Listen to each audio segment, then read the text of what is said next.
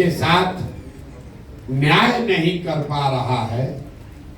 आप वो ब्रिज हैं जिसके जरिए आप समाज के उन वर्गों तक व्यवस्था से हुई नाइंसाफी के वजह से जो उनको कष्ट हो रहा है या उनको जो दिक्कत हो रही है, उसको कुछ आप अपनी क्षमता योग्यता के अनुसार बांटने का प्रयास कर रहे हैं।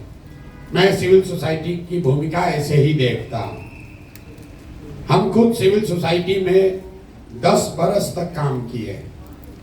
हमने अपने जीवन की शुरुआत ही संयुक्त राष्ट्र संघ से की है और 10 बरस तक स्वास्थ्य और शिक्षा के क्षेत्र में बहुत काम किया। बहुत काम मतलब बहुत बड़ा कुछ नहीं किया, रात दिन वही करते थे, उसी से जीविका चलती थी। यहाँ भी किए, अमेरिका में भी रहे, उसके बाद अफ्रीका में भी हमने 5 साल काम किया। तो पीछे एक जो सज्जन उठकर बोल रहे थे और आप लोग सब टॉलरेंस की बात करने वाले लोग, देखिए कथनी और करनी में कितना फर्क है। टॉलरेंस पर बड़ा बड़ा लेक्चर देने वाले सिविल सोसाइटी के लोग, आपका साथी एक पीछे से खड़ा होकर बोल रहा है कि भैया सब एनजीओ बंद कर देना चाहिए, इतना अच्छा व्यवस्था हो कि एनजीओ काम न करे, तो 2 मिनट में यहां से हुटिंग जारी हो गई। आप अंदाजा लगाइए कि जो सत्ता में बैठता है उसका दिमाग क्यों खराब हो जाता है, क्योंकि टॉलरेंस जितना आप भी वहां सत्ता में बैठिएगा कुर्सी पर, आपको भी किसी का दूसरा मत सुनने का दम नहीं। आप वही सुनना चाहते हैं जो आप सुनना चाहते हैं। दूसरे पर दोष देना बहुत आसान है। भाई साहब ने कहा कि मैं बहुत अपमानित फील कर रहा हूं कि 2 घंटा आप लेट आए हैं। बात तो ठीक है, मुझे क्षमा मांगना चाहिए। 1 बजे की बात हुई थी, हम 1 बजे से यही बैठे हुए हैं, बगल में बैठक चल रही है। आप लोग के भी जुटने में समय लगा, फिर मुझे लगा कि 2 बज गया है तो आपको खाना खा लेना चाहिए। आप 2 घंटे इंतजार कर रहे हैं, आपको अपमानित जरूर लगा होगा, लेकिन आप दशकों से एक अपने बच्चों के लिए अच्छी व्यवस्था बने उसका इंतजार कर रहे हैं, उसमें आपको कोई अपमान नहीं लग रहा, उसमें कोई अपमान नहीं लग रहा। यहाँ पर जितने लोग आप आए हैं, आप लोग सब ग्रामीण क्षेत्रों में, कई लोग शहरों में, जो डिप्राइव्ड कम्युनिटी है, अपने आप को वंचित बताता है। आपके जो लिखे हुए सवाल सब मैं पढ़ रहा था अभी, कि आप ये दावा करते हैं कि समाज में जो कमजोर है, वंचित है, पीछे छूट गया है, आप उसकी मदद के लिए काम कर रहे हैं। चाहे वो जमीन एक्विजिशन का मामला हो, किन्नरों का मामला हो, पढ़ाई हो, एजुकेशन है, आप दावा कर रहे हैं कि आप उसमें उनकी मदद करते हैं, उसके लिए काम कर रहे हैं। हम भी पिछले 2 बरस से गांव-गांव घूम रहे हैं। आप तो लोगों की मदद कर रहे हैं, हम मदद नहीं कर रहे हैं, लेकिन लोगों को जाकर देख सुन समझ रहे हैं। 5300 से ज्यादा गांव में हम पैदल चल के गए और एक सवाल जो मैं हर गांव में, हर सभा में करता हूं कि भाई ये बताइए कि बिहार में और कुछ हो या न हो, आपके गांव पंचायत में पढ़ाई और रोजगार की व्यवस्था होनी चाहिए या नहीं होनी चाहिए। मैं आपको बिहार के समाज का अपना अनुभव बता रहा हूं। 100% लोगों ने, चाहे वो किसी जाति का हो, धर्म का हो, पढ़ा लिखा हो, अनपढ़ हो, गरीब है, अमीर है, हिंदू है, मुसलमान है, महिला पुरुष, सब लोग हाथ उठाकर कहते हैं कि न भैया और कुछ हो चाहे नहीं हो, पढ़ाई रोजगार तो निश्चित तौर पर होना चाहिए।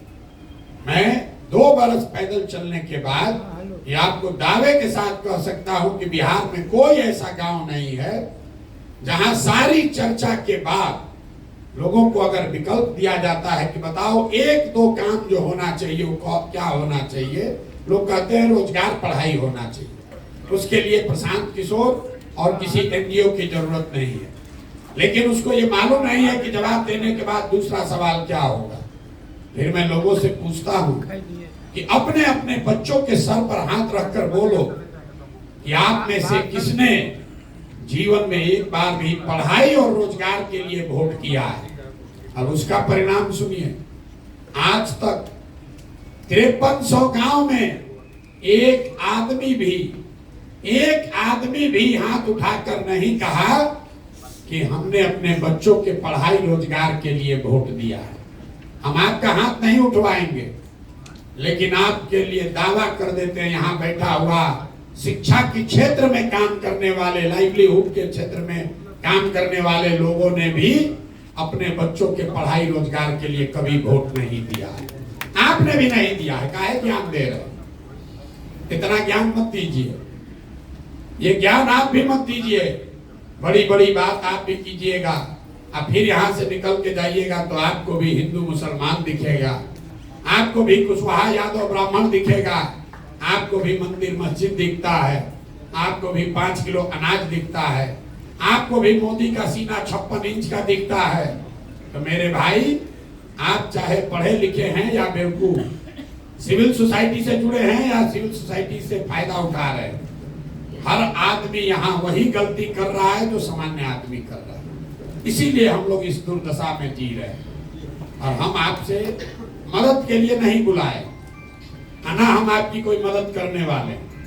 कोई बता रहा है पीछे से, अभी हम उस पत्र में भी आपके सवाल में देखे, किसी ने लिखा है कि आप इतना पैसा खर्चा करके पैदल चल रहे हैं, कुछ पैसा हम लोग को देते तो हम लोग ज्यादा असर दिया है। गाँव में हम चलते हैं, देखिए, अरे हम आपको भाषण देने के लिए नहीं बुलाए, आप जरा देखिए कि सामान्य आदमी में और अपने आप को इंटेलेक्चुअल बुद्धिजीवी कहने वाले में कोई फर्क नहीं है। गांव में हम चलते हैं तो महिला जो बहुत गरीब है, लोग कहते हैं भैया इतना पैसा लगा के टेंट लगाए हैं, पैसा हम ही लोग को दे देते ठीक रहता। तो उसको बताते हैं कि तुम्हारी मदद क्यों नहीं करेंगे, कि भाई अगर तुम्हारी मदद कर भी दे, एक दिन मदद करेंगे, दूसरे दिन फिर हाथ फैलाना पड़ेगा।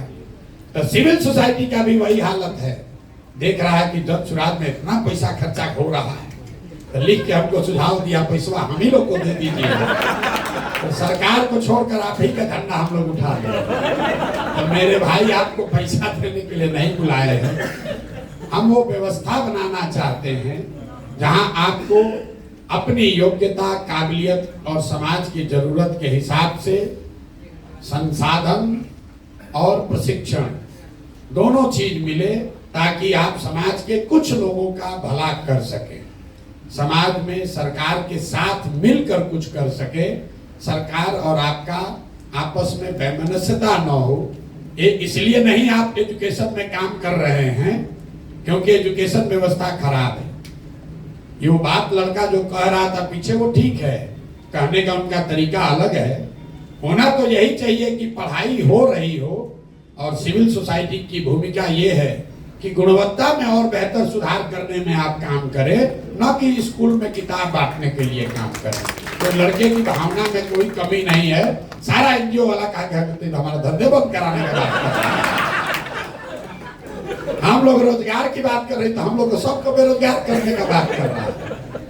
नहीं, उनका कहने का मतलब ये है कि अगर समाज की, सरकार की जो बेसिक जिम्मेवारी है, अगर सरकार वो पूरा करे तो उसके आगे की जो सीढ़ी है उस पर आपका योगदान होना चाहिए। लेकिन जो भी हो, बिहार की जो स्थिति दुर्दशा है उससे आप और हम वाकिफ हैं। भाई साहब कह रहे हैं कि सीमांचल में बड़ा हालत खराब है, तो आप हमको बताइए मिथिलांचल में कौन बढ़िया है, चंपारण छपरा में कौन बढ़िया है कि सीमांचल का चिंता कर ले। हम पैदल चलते हैं, हर आदमी यही कहता है भैया पूरा बिहार बहुत गरीब है, पूरा बिहार में मधुबनी सबसे गरीब है, मधुबनी में बिस्फी सबसे गरीब है। फिर वहां से दरभंगा गए तो कहता भैया पूरा बिहार में बहुत परेशानी है, लेकिन सबसे ज्यादा परेशानी दरभंगा में है, दरभंगा में भी सबसे ज्यादा परेशानी केवटी में है। जो जहां रह रहा उसको लग रहा भैया हम ही परेशान हैं, हम ही दबे हुए। हम आपको बता रहे हैं पूरा बिहार इतनी दुर्दशा में जी रहा है। यहाँ प्रति व्यक्ति आय है 35,000 रुपया, 35,000 रुपया प्रति व्यक्ति आय। पटना और बेगूसराय 2 जिला को हटा दीजिएगा तो प्रति व्यक्ति आय है 25,000 रुपया। साल में उसमें धनी गरीब किसान व्यापारी सब शामिल है। 100 में 80 आदमी आज भी दिन में 100 रुपया 100 रुपया नहीं कमा रहा है। पढ़े लिखे लोग भी हमको पूछते हैं, ये भैया ऐसे कैसे संभव है कि 100 रुपया नहीं कमा रहा है, यहाँ तो मजदूरी 300 रुपया हो गया। तो उसको बताते हैं कि भाई एक परिवार में एक आदमी मजदूर है, पति पत्नी बाल बच्चा लेकर 5 आदमी है, मजदूरी एक कर रहा है। अगर 300 रुपया भी मिला तो दिन में उसको 60 रुपया हुआ, और 30 दिन उसको मजदूरी नहीं मिल रही है, मजदूरी मिली 15 दिन, तो प्रति व्यक्ति कितना हुआ 30 रुपया। 100 में 80 आदमी बिहार में 100 रुपया भी प्रतिदिन नहीं कमा रहा है। और हम लोग बात कर रहे हैं कि मिथिलांचल ज्यादा खराब है कि सीमांचल ज्यादा खराब है। भैया पूरा बिहार ही खराब है, इसलिए एक नए प्रयास की जरूरत है। अब आपने कुछ लोगों ने सवाल किया है, जन सुराज पर काहे भरोसा करें भाई, आप अलग क्या कीजिएगा। बहुत लोगों ने लिख कर दिया है, ये भी बात ठीक है, लेकिन इससे ज्यादा बेवकूफी वाला कोई सवाल भी नहीं हो सकता है। लोग हमसे पूछता है कि भैया ठगी, आप हम मदद करने आए हैं लेकिन आप नहीं ना ठगिएगा। अब आप बताइए कि हम शक्ल से इतना बेवकूफ दिखते हैं कि अगर हमको ठगना है तो पहले कहेंगे कि ठगेंगे। मतलब ऐसा कौन धरती पर बेवकूफ है जिसको ठगना है वो आकर ये कहे कि भैया हम तुमको ठगेंगे, और फिर लोग ठगा जाएगा। जो हिंदी में शब्द है विश्वासघात, पहले विश्वास है फिर घात है। अगर आप विश्वास करोगे तभी तो घात होगा। रोड पर चलने वाला आदमी आप पर घात नहीं कर सकता। तो ये सवाल ही बेमानी है कि आप पर कैसे भरोसा करें, करें कि ना करें। लेकिन आपके पास भरोसा करने के अलावा चारा है कि नहीं, ये जरूर पूछना चाहिए। मान लीजिए कि किसी को आप जानते हैं जिसको ला इलाज बीमारी हो गई, 2-4-5 बरिस से उसका इलाज चल रहा है, उसमें सुधार नहीं हो रहा, अंग्रेजी में उसको हम लोग कहते हैं पैलिएटिव केयर, मतलब रोग खत्म नहीं होगा, आपका जीवन ठीक ठाक चलता रहे, इसके लिए ट्रीटमेंट होता है। डॉक्टर साहब से जाकर आप पूछ रहे हैं, अरे भाई ये तो सुधारिए नहीं रहा, डॉक्टर ने कह दिया इलाज बीमारी है, इस पर अब कोई दवा काम नहीं करेगा।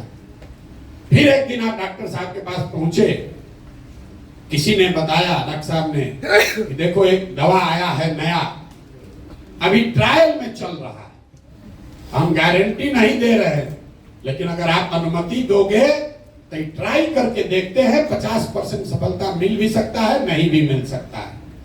तब आप लोग सोच के बताइए कि एक दवा है जो एक्सपायर दवा है, और एक दवा है जो कि अभी ट्रायल में नया नया आया है। एक तो मालूम है कि एक्सपायर दवा है, उससे तो कुछ होगा नहीं, खत्म हो गया कहानी। लेकिन जो ट्रायल में दवा आया है 50% चांस है वो सही भी हो सकता है, गलत भी हो सकता है। तो आप सारे बुद्धिजीवी लोग मिलकर क्या निर्णय लेंगे कि भैया चलो कम से कम 50% तो चांस है, तो जब सुराज वही 50% चांस है, क्योंकि जो यहाँ पहले से व्यवस्था है वो तो पूरा एक्सपायर है। अरे जिस राज्य में थोड़ा बहुत विकास होता, वहां पर अगर कोई नया दल बनाए तो ये समाज का पूछना लाजमी है कि भाई हम इनको छोड़कर आपको क्यों दें। बिहार के आदमी को तो पूछना ही नहीं चाहिए, क्योंकि आपके पास तो कुछ है ही नहीं है। जो पहले से 3 गो दल है वो आपका खून चूस लिया, दूह कर आपको खाली कर दिया। आपको तो कहना चाहिए भाई जो मिले वही कम से कम ट्राई करके तो देखते हैं। तो जन सुराज हम आपको ये गारंटी नहीं दे सकते हैं कि हम ही सही हैं, लेकिन इतना जरूर बता सकते हैं कि जो पहले से यहाँ 3 गो दल चल रहा है, जो व्यवस्था है, उसके मुकाबले इसमें जरूर कुछ बेहतर की संभावना हो सकती है। और वो संभावना इसलिए नहीं है कि उसको प्रशांत किशोर कर रहे हैं, वो संभावना इसलिए है कि आप जैसे हजारों सैकड़ों लोग मिलकर इसको बनाने का प्रयास कर रहे हैं, और इसको बनाने में, आगे चलाने में जितना अच्छे लोगों का सहयोग, उनकी भागीदारी रहेगी, उतना ज्यादा सफलता की संभावना ज्यादा होगी। किसी एक व्यक्ति के कह देने से कि हम आएंगे तो ठीक हो जाएगा, हम पर भरोसा कर लो, इससे बड़ा कोई झूठ हो नहीं सकता। पीछे से एक जेपी सेनानी साहब खड़े हुए, उन्होंने बहुत अच्छी बात भी कही हमारे लिए, जन स्वराज के लिए अच्छी बात उन्होंने कही, उसके लिए आपका धन्यवाद कर रहे हैं सर। लेकिन कई लोगों को यहाँ बैठे हुए लगता है, लोगों ने प्रश्न भी भेजा है हमको कि भैया जेपी के आंदोलन से बिहार नहीं सुधरा, अन्ना का आंदोलन का हम लोग हसर देख लिए, तो आपके इस प्रयास से बिहार कैसे सुधरेगा, जन स्वराज से कैसे सुधरेगा। तो मेरे भाई, हम आपको इतना ही कह सकते हैं कि प्रशांत किशोर का आंदोलनों में कोई यकीन नहीं है। मानव सभ्यता के इतिहास को अगर आप ध्यान से पढ़ेंगे तो आपको पता चलेगा कि सिर्फ बिहार में नहीं, पूरे देश में भी नहीं, पूरे दुनिया में मानव सभ्यता के इतिहास को पढ़िए तो आपको पता चलेगा कि फ्रांस की क्रांति को अगर अपवाद के तौर पर हटा दिया जाए तो आज तक कोई भी क्रांति से मानव सभ्यता में सृजन का काम नहीं हुआ है। आंदोलन सृजन का हथियार नहीं है, यह आपके मन में भ्रम बैठ गया। आंदोलन सृजन का हथियार नहीं है। आंदोलन वो तेज हथियार जैसा है जिससे आप बड़े से बड़े वृक्ष को काट सकते हैं, लेकिन कितना भी धारदार हथियार हो उससे आप पौधे को वृक्ष नहीं बना सकते। तो समाज में जो सृजन का काम है वो आंदोलन से नहीं हो सकता है।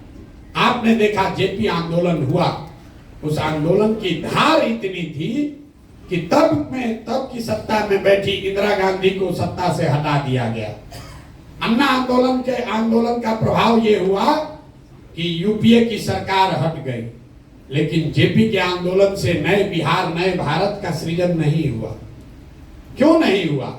क्योंकि वो आंदोलन सृजन के लिए नहीं था, वो आंदोलन उस समय के सत्ता में बैठे हुए लोगों को हटाने के लिए था। जन स्वराज में हम किसी को हटाने का प्रयास नहीं कर रहे। हम लोगों ने 2 बरस में कोई धरना, प्रदर्शन, बंद नहीं किया, किसी की मदद नहीं की, कोई घेराव नहीं किया, किसी के खिलाफ कुछ नहीं बोले। समाज को जाकर एक रास्ता बताने का प्रयास किया कि क्या करने से तुम्हारी व्यवस्था, तुम्हारी गरीबी दूर हो सकती है। और गरीबी दूर होने का 3 ही रास्ता पूरे दुनिया में विद्वानों ने बताया है। 3 ही रास्ता है गरीबी से निकलने का। एक रास्ता है पढ़ाई, दूसरा रास्ता है जमीन, और तीसरा रास्ता है पैसा, पूंजी।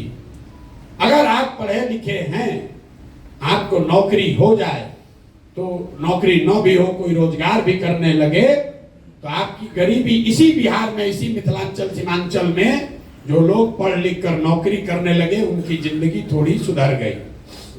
लेकिन बिहार में 2/3 से ज्यादा लोगों को पढ़ने की सुविधा आज तक नहीं दी गई।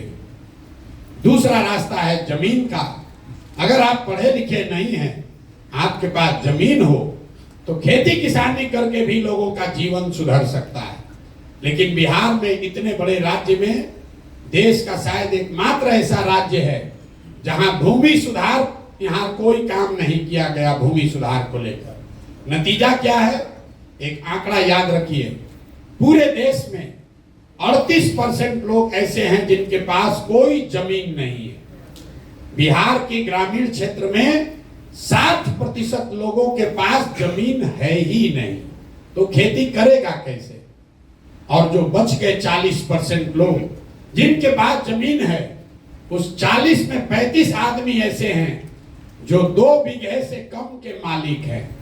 तो जो बिहार में खेती होती है, ये कमाने का जरिया नहीं है, खेती यहाँ खाने का जरिया है। आप गांव देहात में सुनते होंगे, लोग कहता है कि हम कटिया करने आए हैं, रोपनी करने आए हैं, कमाने के लिए लुधियाना जाएंगे। लोग ये बता रहे हैं कि रोपनी करने आए हैं, कमाने के लिए लुधियाना जाएंगे। मतलब रोपनी इसलिए करने आए हैं कि बाल बच्चा के खाने का जुगाड़ हो जाए, कमाने के लिए बाहर जाएंगे। तो यहाँ की जो खेती है, यहाँ का जो भूमि का जो प्रोडक्टिविटी है, वो इतना कम है जिससे लोगों का सिर्फ पेट भर रहा है। और तीसरी बात, जब आपके पास पढ़ाई नहीं है, जमीन से प्रोडक्टिव इनकम नहीं है, तो एक ही रास्ता बचा। अगर लोगों के पास पैसा, पूंजी होता तो कोई ना कोई रोजी रोजगार हर आदमी कर सकता है। आप में से कई लोग लाइवलीहुड के फील्ड में काम करते होंगे, लेकिन बिहार में पूंजी की इतनी कमी है कि यहाँ सीडी रेशियो है 40%। बहुत कम लोग इसकी चर्चा करते हैं। बिहार में सीडी रेशियो है 40%। मतलब जो पैसा आप और हम बैंक में रखते हैं, बैंकों की जिम्मेवारी है कि अगर आप 100 रुपया बैंक में जमा कीजिएगा तो कम से कम 70 रुपया लोन के तौर पर समाज को उपलब्ध होना चाहिए। घर बनाने के लिए, गाड़ी खरीदने के लिए, बिजनेस व्यापार करने के लिए, खेती करने के लिए। भी पूरे देश में अभी सीडी रेशियो है 74%, बिहार में ये रेशियो है 40%। इसका नतीजा क्या होता है? इसका नतीजा ये है कि पिछले 30 वर्ष में बिहार से 26 लाख करोड़ रुपया, जरा समझिए, 26 लाख करोड़ रुपया आपका, हमारा, बिहार की गरीब जनता का जो यहाँ बैंकों में जमा हुआ, उसमें से 26 लाख करोड़ रुपया बैंकों ने बिहार से उठाकर दूसरे राज्यों में भेज दिया। आप सोच रहे हैं कि 2000 करोड़ का कोई फैक्ट्री लगाए, कोई चीनी मिल चालू करे, कोई जूट मिल लगाए। हम आपको बता रहे हैं 26 लाख करोड़ रुपया, ये मेरा आंकड़ा नहीं है, रिजर्व बैंक ऑफ इंडिया का आंकड़ा। पिछले वर्ष यहाँ बिहार की गरीब जनता ने यहाँ के बैंकों में टोटल पैसा जमा किया 4,61,000 करोड़ रुपया, और 4,61,000 करोड़ में से 70% के हिसाब से कम 2,80,000 करोड़ रुपया बिहार के लोगों को मिलना चाहिए था, रोजी रोजगार के लिए, व्यापार के लिए, घर के लिए, गाड़ी के लिए। मिला कितना? 1,61,000, 1,61,000 करोड़। बाकी पैसा कहाँ गया? बाकी पैसा गया आंध्र प्रदेश, गुजरात, तमिलनाडु, केरल, कर्नाटक। वहां पर सीडी रेशियो कितना है? वहां पर सीडी रेशियो है 90, 95, 100, 105। अगर आंध्रा में बैंकों में 100 रुपया जमा हुआ तो आंध्रा के लोगों को 105 रुपया कर्ज मिला। बिहार के लोगों ने 100 रुपया जमा किया तो हमको, आपको 40 रुपया मिला। आप अंदाजा लगाइए, बोलचाल की भाषा में समझिए, कहता है सीडी रेशियो क्या होता है। अगर आप जितने लोग आए हैं सबके पास मोटरसाइकिल, कार होगा, लेकिन अगर बैंक से आपको गाड़ी, मोटरसाइकिल के लिए लोन न मिले तो 90% आदमी गाड़ी, मोटरसाइकिल नहीं खरीद पाएगा। सबका लोन से ही आप मोटरसाइकिल खरीदे होंगे। वो पूंजी की उपलब्धता है कि आपके पास मोटरसाइकिल का ओनरशिप बढ़ा। जब पहले मोटरसाइकिल के लिए लोन नहीं मिलता था, गांव में 4 गो 5 गो मोटरसाइकिल था, अब हर महीने 1500 रुपया दीजिएगा, मोटरसाइकिल मिल जाता है। तो लोन की उपलब्धता, पूंजी की उपलब्धता से लोगों की लाइवलीहुड बढ़ी, उनकी मोबिलिटी बढ़ी। आप अंदाजा लगाइए, अगर 2.5 लाख करोड़ रुपया हर साल एक्स्ट्रा मिलने लगता तो कितने लोग अपना घर बड़ा बनाते, कितने लोग नई गाड़ियां खरीदते, कितने लोग नया रोजी रोजगार करते। यहाँ बहुत लोग अनुभवी बैठे हुए हैं। हम लोग के पिताजी के टाइम में जब घर बनता था, साल भर आप काम कीजिए, पैसा बचाइए, उसके बाद आदमी 2 गो कमरा बनाता है, फिर बेटा का ब्याह लगा करता है, इस पर पैसा जुगाड़े हैं, लिंटर करेंगे। लेकिन वही HDFC, स्टेट बैंक अगर आपको 20 लाख रुपया लोन दे दे तो आप पूरा घर बना लेते हैं और फिर EMI से पैसा वापस करते हैं। ये पूंजी की ताकत है।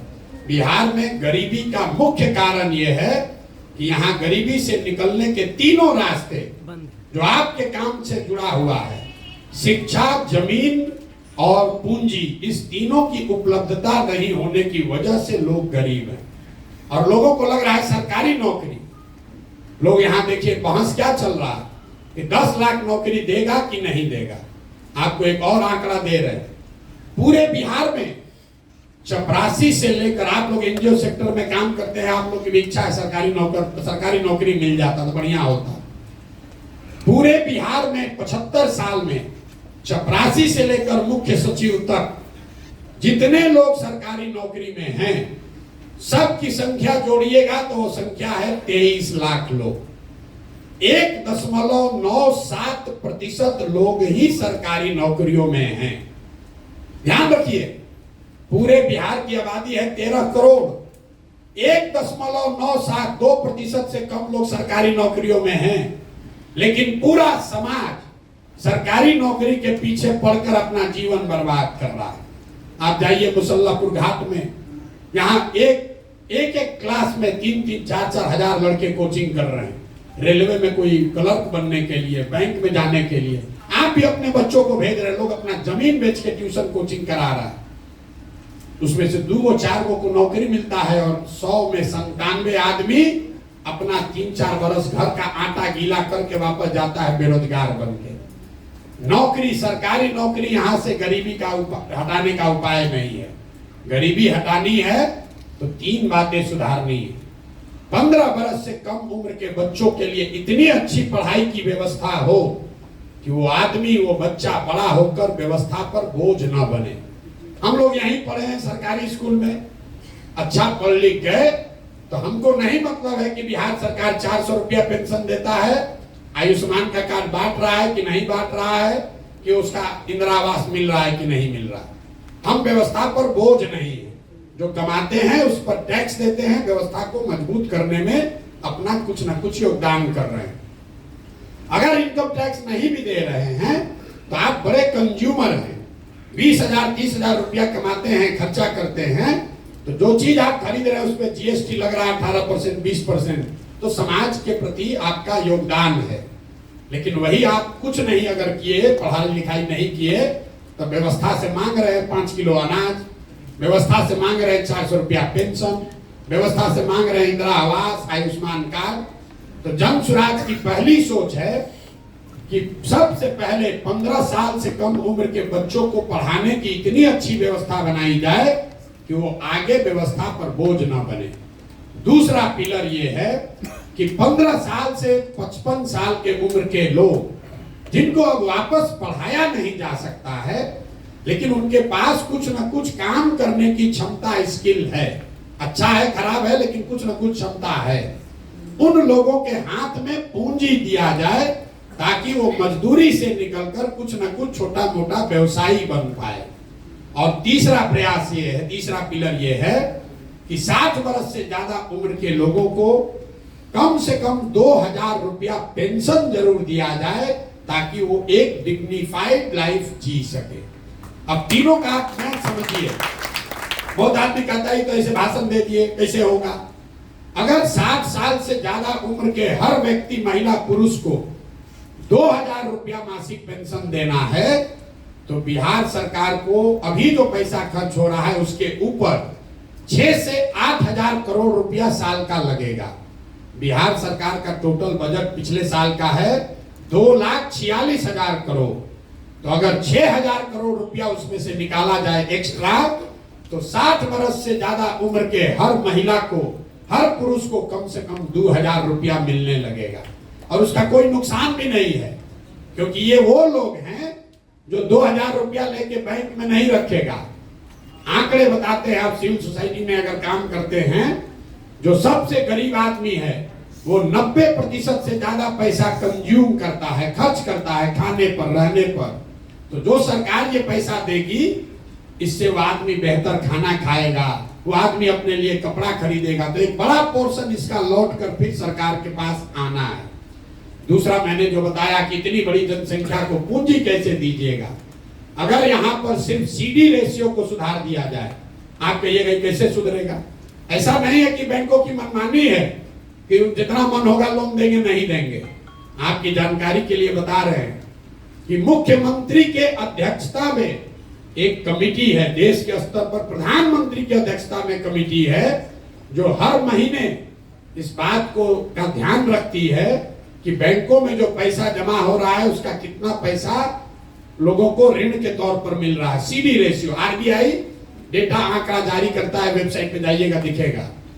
बिहार में भी ये व्यवस्था है जहां मुख्यमंत्री की अध्यक्षता में सारे बैंकों के हेड बैठते हैं कि कितना पैसा लोन के तौर पर दिया गया। लेकिन जैसे बिहार में शिक्षक मुख्यमंत्री की बात नहीं मान रहा है, पुलिस वाला नहीं मान रहा है, डॉक्टर, पदाधिकारी, सीओ, वीडियो नहीं मान रहा है, वैसे बैंक वाला भी उसका बात नहीं मान रहा है। लेकिन अगर सरकार की नीयत ठीक हो तो सीडी रेशियो को 3 से 6 महीने में ठीक किया जा सकता है। तो जो जन सुराज हम लोग जाकर गांव-गांव कह रहे हैं कि साल भर के अंदर यहाँ से सारे बेरोजगार लोगों को 10-12 हजार रुपए का रोजगार दिया जा सकता है। उसका आधार सीडी रेशियो को सुधारना है ताकि यहाँ पर लोगों को रोजी रोजगार मिल सके। अब इसका एक आप प्रैक्टिकल उदाहरण समझिए। गांव में मान लीजिए आपको बाल काटने आता है, बाल काटने आता है, आपके पास 20,000 रुपया है, आपने 5 साल 7 साल मेहनत किया, किसी सैलून में काम किया, 20,000 रुपया बचाए। अब आपकी इच्छा हुई कि हम एक सैलून खोलें, सैलून खोलेंगे, उसमें 4 आदमी को नौकरी भी देंगे, अपना परिवार भी चलाएंगे। सैलून खोलने जब आप गए अपने शहर में तो पता चला, अपने चट्टी गांव टाउन जो भी कह लीजिए बाजार में, तो पता चला कि यहाँ तो 1 लाख रुपया लगेगा तब सैलून खुल पाएगा। तो आप नेचुरल आपका प्रयास है कि आप बैंक में जाइए ताकि 80,000 रुपया आपको मिले और आप 1 लाख में सैलून खोल लीजिए। 80,000 को सैलून चलाकर धीरे धीरे वापस कीजिएगा। जब बिहार में पूंजी उपलब्ध नहीं होता है तो आदमी क्या करता है, बाल काटने उसको आ रहा है लेकिन पूंजी नहीं हुआ, अब बचा उसके पास अपना 20,000, तो उस 20,000 को खर्च कैसे करता है? वो 5,000 रुपया 4,000 रुपया खर्चा करता है, किसी नौकरी के दलाल को देता है कि बॉम्बे में दिल्ली में किसी सैलून में हमको नौकरी दिलवा दो। फिर 2,000-2,500 रुपया में ट्रेन का बस का टिकट खरीदता है ब्लैक में कि हम लद्दाख कर बोरा की तरह कम से कम दिल्ली बॉम्बे पहुंचे। 5-7 हजार रुपया खर्चा हो गया, अब बचा उसके पास 15,000 12,000। वहां बॉम्बे दिल्ली गया तो वहां जो खोली वाला है तो 3 महीने का एडवांस ले लिया, 5-7 हजार वो भी चला गया। 1-2 हजार रुपया का जो बर्तन बासन है उसमें खर्चा हो गया। तो आप देखिए पूंजी की महत्ता। आदमी को बाल काटने आता है, बाल आदमी वही है, अगर उसको 80,000 रुपया मिल जाता लोन के तौर पर तो यहाँ सैलून चलाता, 4 आदमी को नौकरी देता, एक छोटा व्यवसायी होता। लेकिन वो 80,000 नहीं मिला तो बॉम्बे में दिल्ली में जाकर मजदूर बन गया, बाल वहां भी काट रहा है लेकिन वहां मजदूर के तौर पर काट रहा है, यहाँ छोटा व्यवसायी होता। तो हम लोग क्या जन स्वराज की जो सोच है कि जो जवान लड़के हैं, जो नवयुवक हैं, उनको पूंजी उपलब्ध कराया जाए ताकि घर घर में रोजी रोजगार हो सके। जो महिलाओं के लिए हम लोग बात कह रहे हैं, इसी क्षेत्र में गुजरात को अगर आप पढ़िएगा ध्यान से, गुजरात की सामाजिक स्थिति को ध्यान से देखेंगे, सबसे ज्यादा सबसे पहले वहां पर प्रॉस्पेरिटी तब आई जब घर घर से दूध का कारोबार शुरू हुआ। यहाँ पर ये राय जी बैठे हुए हैं, कोऑपरेटिव के हैं, आज आए मिलने सुधा के, तो कह रहे हैं भैया अमूल वाला आके सब कैप्चर कर रहा है बिहार में, सब अमूल के लोग आकर कैप्चर कर रहे हैं। तो हम लोग बात कर रहे थे कि अमूल जो आपको देश का बड़ा कोऑपरेटिव दिखता है, आप में से ज्यादातर आदमी नहीं जानते होंगे, गुजरात का एक जिला है बनासकाठा। बनासकाठा डेयरी, एक जिले का डेयरी इतना बड़ा है कि अमूल से भी दुगना बड़ा है। पूरे महाराष्ट्र का दूध, जैसे आप देखते हैं ट्रेन से ये तेल का ढुलाई होता है, हर दिन महाराष्ट्र से पूरा रेक जाता है, महाराष्ट्र में सिर्फ बनासकाठा से वो रेक जाता है पूरा दूध भर के। तो जब वहां की महिलाओं को ऑपरेशन फ्लड के तहत पैसा दिया गया, घर घर लोगों ने भैंस गाय का व्यापार शुरू कर दिया, 50 लीटर 20 लीटर 30 लीटर दूध बेचने लगा, उससे लोगों को आमदनी बढ़ी। तो यहाँ पर महिलाओं को जो अभी सेल्फ हेल्प ग्रुप चला रहे हैं, जीविका के लोग, उसमें ब्याज का दर है करीब करीब 30% सालाना, क्योंकि हर महीने आपको ब्याज लगता है 2.25%। हम लोग कह रहे हैं कि नहीं, सालाना ब्याज का दर घटाकर कीजिए 4%। 4% के ब्याज के दर पर अगर महिलाओं को पैसा उपलब्ध करा दिया जाए तो यहाँ घर घर महिलाएं कुछ ना कुछ रोजी रोजगार कर पाएंगी। अब ये होगा कैसे? फिर पूछेगा पैसा कहां से आएगा? हम आपको बता रहे हैं, अगर 1 लाख करोड़ रुपया महिलाओं को ऋण देना है, 1 लाख करोड़ रुपया, तो इंटरेस्ट सबवेंशन में मतलब 4% ब्याज आप दे रहे हैं और सरकार अगर वो पैसा लेकर दे रही है तो सरकार को इंटरेस्ट लगेगा 9%। तो 5% का खर्चा या 6% का खर्चा सरकार को देना पड़ेगा। तो 5,000 करोड़ रुपया अगर सरकार खर्च करे तो उसकी ताकत पर लोगों को, समाज को 1 लाख करोड़ रुपया मिल जाएगा। और 1 लाख करोड़ का लोग अगर रोजी रोजगार करेगा तो उससे घर घर उसकी आमदनी बढ़ेगी, उससे रोजगार मिलेगा। ये सोच है हम लोगों की। तो ये जब तक ये तीनों काम नहीं होगा, शिक्षा, पूंजी और जमीन के प्रोडक्टिविटी के लिए जो हम लोग कह रहे हैं, बिहार में 1/3 जमीन उसका मालिकाना हक डिस्प्यूटेड है। अगर आप लोग गांव देहात में काम करने का अपने अनुभव का दावा करते हैं तो आपको मालूम होगा 1/3 FIR जमीन के विवाद से जुड़ा हुआ।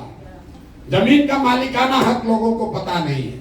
अभी सरकार ने जो सर्वे अभियान शुरू किया है, ये समझिए कि घाव है उसको उखाड़ के और खराब करने का काम है। पूरे समाज में हमने पहले आदमी हम हैं जिसने कहा कि इससे पूरे समाज में घर घर में झगड़ा लगेगा, भ्रष्टाचार बहुत आगे बढ़ जाएगा। अब देखिए अभी 1 महीना हुआ है, लोग बाप बाप चिल्ला रहे हैं, और 2-3 महीना आते आते आप देखिएगा ये लैंड सर्वे को रुक जाना है। अगर नहीं रुका तो गोली बंदूक चलेगा, घर घर में आपस में लड़ाई होगा। नीतीश कुमार बिना सोचे समझे, बिना तैयारी के सर्वे करा रहा है। बिहार में भूमि सुधार अगर लागू करना है तो उसके लिए 5 वर्ष का समय चाहिए, और जो काम अंग्रेजों ने के समय में किया गया था, जब तक यहाँ के जमीन को पुनः फ्रेश फिर से उसकी मापी नहीं होगी, फिर से उसका मालिकाना हक नहीं तय किया जाएगा, तब तक ये वंशावली बनाकर और NOC लेकर आप बिहार में भूमि की परेशानी को दूर नहीं कर सकते हैं। इससे समस्या और बढ़ेगी।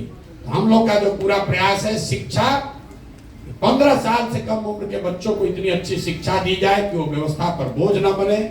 युवा जिसको पूंजी उपलब्ध कराया जाए ताकि वो अपने लिए रोजी रोजगार कर सके, और बूढ़े लोगों को हर हालत में कुछ सम्मानजनक जिंदगी जीने भर का मदद किया जाए। ये जन स्वराज की सोच है। अब आप लोगों ने कुछ अपना ऐसा सुझाव नहीं दिया। पीछे से कोई एक लैंड एक्विजिशन को लेकर बोला है। लैंड एक्विजिशन को लेकर जो परेशानी यहाँ आ रही है, चौसा का बिंदु है, या आज हमें किसी ने नालंदा राजगीर की भी बात बताई है, जो एयरपोर्ट के लिए जमीन लिया गया है। इसमें जो कानून है, भूमि अधिग्रहण कानून बिल्कुल ठीक है कि जो मार्केट का रेट है उससे 4 गुना मिलना है। दिक्कत यह है, ऑपरेशनल दिक्कत, यहाँ जमीन पर भूमि अधिग्रहण किया गया 10 वर्ष पहले और उसका सेटलमेंट हो रहा है आज। तो विवाद लोगों को ये नहीं है कि हम जमीन देंगे कि नहीं देंगे। विवाद ये है कि जमीन का दाम 10 वर्ष पहले वाला देखकर 4 गुना किया जाए कि आज के भाव का 4 गुना किया जाए। सरकार का ये कहना है कि भाई अधिग्रहण तो 10 वर्ष पहले हो गया, प्रोजेक्ट पास हुआ 10 वर्ष पहले, बजट पैसा आया 10 वर्ष पहले के हिसाब से, आज मुआवजा बट रहा है। तो लोग जब बट रहा है तो कह रहा है कि आज के हिसाब से दो, और सरकार क्या कह रही है कि हम तो 10 वर्ष पहले के हिसाब से बजट किए हुए हैं, तो हम तुमको आज के हिसाब से कैसे देंगे। तो ये प्योरली ऑपरेशनल दिक्कत है, ये नीतिगत मामला नहीं है। देश में भूमि अधिग्रहण को लेकर कानून बना हुआ है। मोदी सरकार ने 3 बार उसको हटाने का प्रयास किया, वापस नहीं हटा पाए। वो कानून बना हुआ है कि आज के मार्केट रेट से 4 गुना आपको पैसा मिलना चाहिए, लेकिन जिस दिन जमीन का अधिग्रहण हुआ उस दिन के मार्केट प्राइस से, 20 वर्ष के बाद का नहीं। तो इसमें कुछ जो जमीन जिनका है उनका भी गलती है। जब जमीन मिला, जब अधिग्रहण हुआ तब पैसा लिया नहीं, सोचता बढ़ेगा तब लूंगा। फिर 5 वर्ष के बाद आके सरकार ले रहा है तो कह रहा है जिस दिन आपको अधिग्रहण की सूचना जारी हुई है उसी डेट के हिसाब से पैसा मिलेगा। और आप चाह रहे हैं कि अब आज हम उस पर साइन दे रहे हैं, कंसेंट कर रहे हैं, तो आज हमको पैसा मिले। तो ये इसमें ऑपरेशनल दिक्कत है, ये नीतिगत मामला नहीं है। बाकी और कोई सुझाव आपका विशेष हमने देखा नहीं। जन स्वराज को लेकर आपने जो सवाल किए हैं, तो किसी ने ठीक कहा, जन स्वराज पर जितने भी तरह के सवाल हैं, तो सवाल का जवाब तो हम लोग हर दिन दे ही रहे हैं गांव गांव जाकर। आपकी क्या भूमिका होनी चाहिए, आपकी भूमिका क्या होनी चाहिए, उसके लिए मैं अक्सर एक ग्रीस के बहुत बड़े दार्शनिक हैं प्लेटो, उनका एक कोट बताता हूं। प्लेटो ने बहुत सैकड़ों साल पहले कहा, if you do not participate in democracy be ready to be ruled by your inferiors. मतलब अगर आप राजनीति में भागीदार नहीं बनिएगा तो इस बात के लिए तैयार रहिए कि कोई मूर्ख आदमी राजा बनकर आप पर शासन करेगा। तो आप लोग जो सिविल सोसाइटी के पढ़े लिखे प्रबुद्ध लोग हैं, हम ये नहीं कह रहे हैं कि आप एनजीओ छोड़कर, सिविल सोसाइटी छोड़कर राजनीति में आ जाइए, लेकिन राजनीतिक और सामाजिक सरोकार से अपने आप को अगर आप हटा लीजिएगा तो समाज में जो गलत लोग हैं, जो लंपट है, बदमाश है, माफिया है वही आपका राजा बनकर आप पर शासन करेगा। फिर आप चाहे जितना डेमोन्स्ट्रेशन करते रहिए, जितना बार जाकर ज्ञापन दीजिए, बालू माफिया अगर शिक्षा मंत्री है तो वो शिक्षा के क्षेत्र में काम करने वाले एनजीओ से बात नहीं करेगा। उसको तो बालू से कमाने से फुर्सत होगा तब ना आपसे बात करेगा।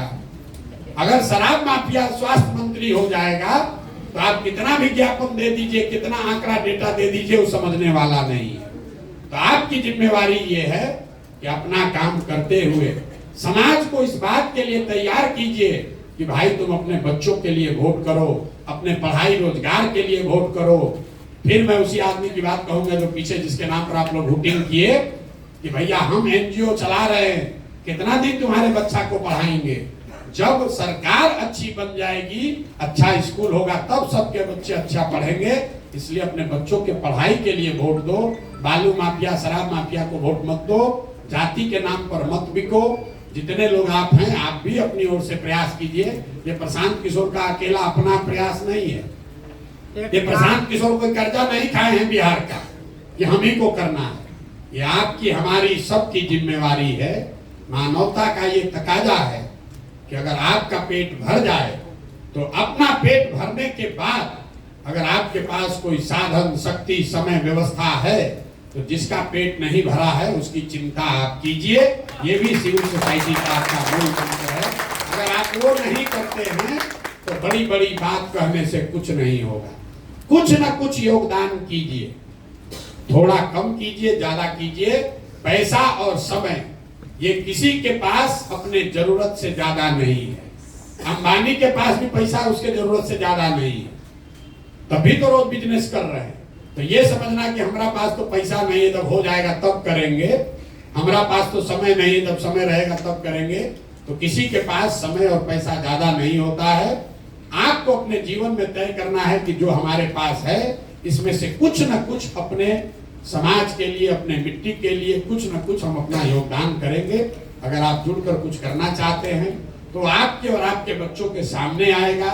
जो हम लोग हिंदू धर्म में भी कहते हैं, जो कुछ भी आप करते हैं वो आपके और आपके बच्चों को मिलना ही मिलना है, उससे कोई नहीं, उसके लिए किसी दलगत व्यवस्था की जरूरत नहीं है।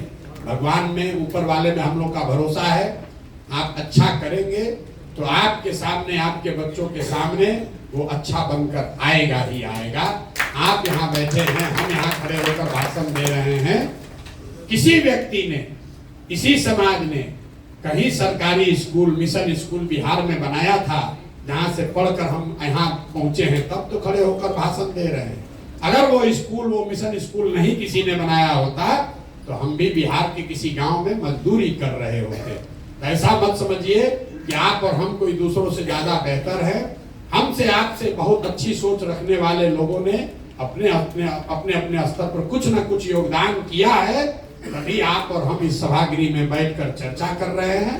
तो आपकी हमारी जिम्मेवारी है कि अगर ऊपर वाले की मदद से, दुआ से, ऊपर वाले की कृपा से इसी कुव्यवस्था में आप थोड़ा सा बेहतर हो गए हैं, आगे निकल गए हैं, तो आपकी हमारी जिम्मेवारी है कि अपने हिस्से से एक छोटा अंश ही निकालकर समय से, संसाधन से, बुद्धि से, सलाह से समाज के लिए कुछ कीजिए।